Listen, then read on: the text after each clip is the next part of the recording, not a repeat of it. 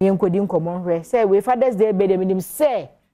anya hwe no promo de ebesu Father's Day be Dr. Frimpong Martin mejo so far eni mu mpacho ye fa no say Father's Day promo be ne wo e ma janom ye free prostate anase ye de ya be yes kana mo free wow yeah her prostate no so mo asia biedu na prostate lab na education aho be hia no eno so ye be ye e de ama emema nyina na wo ye bema na yakase wanya prostate cancer na ni treat ya be ye odin ana wo prostate enlargement bi ana bema na ho odin no eni hosa de ope eni nyina na ye behwe na ya ne saada no na ya de se ye bema discount na no na be chiri okay treatment na kasa no okay so ye bema discount na scan ne checkups ne de ye be ye free okay okay until that's a Father's Day ejanom da ye ba that's right na watwe wie exactly ejanom mfa so mbenya so mo beba Star Health Clinic eno no afi nkomo twetwe ne ebedie no ye ne no so ye ene omini nchia ahwefo nyina ene no ye bedi nkomo bi efa ma ho biom na ene no mahwese unza the other time ye hwe fibroid bi no mo ema awo entumi mba you discuss two types of fibroid binom na and then so you better other fibroid bi but I know the ya na entire disturb ya wo but a disturb or bad health okay a friend of pendiculated fibroid say a friend of pendiculated fibroid exactly okay as the way I see no it is a pendulum I say at the whole round and I was stuck are connected to uterus no nti on say eya na mma na tai complain say ase bibi ne nam na yase ase na abehye ha na abehye ha fibroid oni nan ordinate eni nan eye honam na bi na grow abnormally and as ade na betua ho but pendiculated no eya na e was stock I just say homa bi connected to uterus no they no dey etimi push ko ha na push ya ba ha because of say was stock no enti it is a pendulum no na say dangle timi mu ko say na homa na to na fa good etimi push ko ha wa betimi push no na abehye ha say ye kese ya yes obitimi ka say oda ho a ebeto ha otimi pia no na abeto ha enti ne ya na o madwe yo say fiber ne na enenam ho sa nenam ne yam betenante enti say wata ti say bi oba bi say wanya fiber ba say bibi nenam ne yam sa na tie ye be scan no ai be hwe no na ye pendiculated fibroid bia eno so so nya said your baby anya fibroid bia bi oho a obetimi ableed bebre no eno so be mo otimi ableed bebre so oba betimi anya yawo wayase no eno so betimi anya yawo wayase ebetimi amansu agu a time maybe why menses awie mpo ana wabra wo de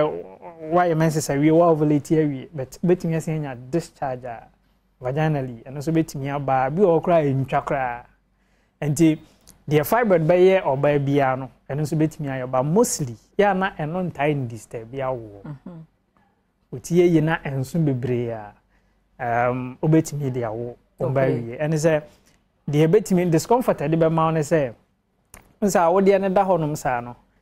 oba adwunso twa ne da soro ena pendiculated fibroid bi etai nyini eye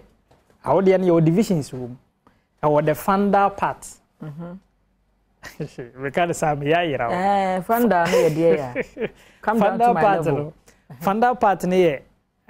awode ne da hosa no esoro hosa okay and e ho na nam wo pa okay enti e ho na fibroid koto a etimi nyini ntentem pa ye kese pa unya bibi feed this on it because ho no honam wo ho yi pa enti fundal part ne se fibroid no koda ho no mo a na se enyi bebre a epushi blada no dwunsotwa no pacho aja se dwunsotwa no da awode ne soro se de oka na ade ne so akotara awode edim wo soro good ti epia no ko soro epushi no enti sa ma na tai dwunso tentem oh okay go nsuo kakra bi kogu blada ne mu pe e sa ayema okay because fiber ni pushi blada no all the time enti be ma na dwunso tentem e ma obi ontimi control ne dwunso okra Johnson na kan na say eba because bladder no fiber na pushy uterus na ekese because of fiber ninti na pushy bladder no to understand say onum nsuo kakra bi mpo a containing nsuo dodo e wose tumi contain na ye wose ayemma okay e wose odwonso nti obetimi adwonso ntentem sa nti dwonso ntentem bebre ya mata complain no eno ka ho tu obetimi ama onya yaw e wo sisi paayi nti sisi yare bebre nya ni na pain killer asem okay ehun be hia so be twa scan ena nya amama nso le gina esisi enya mama de say di can this alcohol mama ne de ya catch because ye hwe human anatomy no na ye behunu say sisi emu ho bo bia nhye ho a mama enti bi gina mu a asenti asiye nim sa so sisi na rewo e wose otu ho anamon ko to painkiller bi mmene se ma wi ekọ o say painkillers be brain na say de ye adwuma ne say pain na unya no onu meduro na esizi pain no ana say organ kro na baby a unya pain ni free no nipadua no baby a organ bia obia no your septus bi ho no ma send signals ma brain no okay bi ho a onomo a eduro bi ti se tramadol kwan fa so ye adwuma ne say nipadua no organs na e wo ho ni nyina na ne parts ni nyina no nerves na send information ma brain all the time it is a bibi twa wo information ne be ko brain ho ba onom tramadol na informations na e ko brain ho ni nyina sizi and the information be a brain ho be a brain ni chirem as pain okay and this akoba say wanom enubi wanom tramadol ni bi wa bra wo pain bi mu ye twa na kra wonti because signals na nko bium oh okay sa na ye adwuma eno nti na tere bia wo koye sisi session ni ade na ama obi good e dry you use in stop you from feeling pain good you stop you from sending the signals not to the brain brain in your signal no pe obechire mas pain okay but stop signals no nti do ni adwuma for some period of time e wie pe e was signals and science start to send back to factory reset good okay you know o ma nom sa eduro no onoma na waye titiriti we na hwe awon good we na hwe awon but do ni adwuma wie a then no be feel as nipa biu okay but what I say nti ya da sori ya na ya to painkiller say be bia me ya osisi ye o ya na say do akomati ase ya enkankan ye ma no enisi etna se kura hu symptom because you may not know when it is growing na say why was wutimi coastal health clinic na ye child scan we say bia asase afifi wo ye mba bia good sa fibroid exactly ehun be hia because enkoye papa say o de wa adwen be no maduro self prescription ekum ma bebre ekum ma bebre ekum obia because adura me ko hospital a me yare a de be ma me no e bia wo de na ye bete so because milligram a umuduro nti obetimi afa no mi muduro nti mi ntimi mfa ye no en se muduro no so na determine aduro eno nti na ko hospital ansa na doctor bia be ma waduro no ya fa muduro so no me ya fa BP okay ye hu muduro ni ye hu akoma na se de si ye adwuma na ye gina no so ma waduro a enkomburu ni pedia no so yo me ba jawati ase disability you know fibroid na ye ka ho asem no mostly eba na ma no ho cha peniculated ne de me so betimi de awomba awie na mum complaints ne complications ne other symptoms ne signs are emma wonye comfortable ni nyina de obetimi abenya ama na disturb and we develop a fibroid pe ma wadwen ko so say hormones na the other time discuss here no eya broso eya imbalanced enti ebe broso wie dia that is where mema remfi say hormones no so produce free nkosia ne mu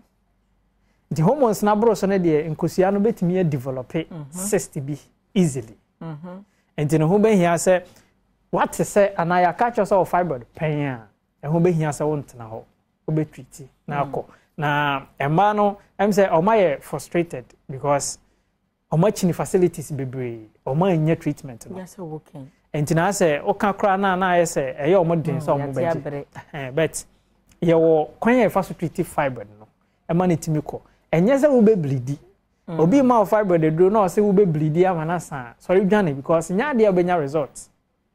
because enye moja say de kan say the other time then obi hwe ye opeso oba mo ho location wo hen na ye branches no kasoa obenya ye wo Otacity ho a nyadu kasoa akwele Otacity ho a taxi rank bi ho ubi so mo style of clinic mo nyina ba chew ye wo kuma senso so ejoso kwamo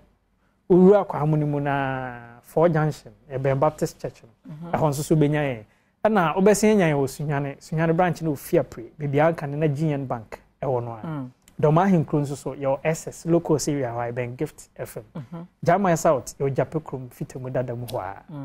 ho nyina number we na obefre na obenya yen na yetimi ne wabon komo ne dawson na so brain sala number no is 0249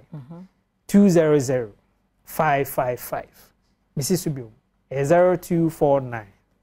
200 555 and no na obefre na obenya ya bribe doc ye da se meso me da se ebusia na Dr. Isaac